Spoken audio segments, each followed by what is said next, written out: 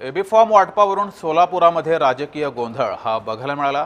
सोलापुरात अनेक इच्छुकांनी त्यानंतर नेत्यांना अडवलेला आहे। एबी फॉर्मवरून सोलापुरात हा गोंधळ झालेला आहे। एबी फॉर्म सादर करण्यासाठी भाजपा शहराध्यक्षाला उशीर झाला आणि त्यानंतर कार्यकर्ते पदाधिकारी हे आक्रमक झाले आणि इतर पक्षातील कार्यकर्त्यांनी भाजपा पदाधिकाऱ्यांना अडवले।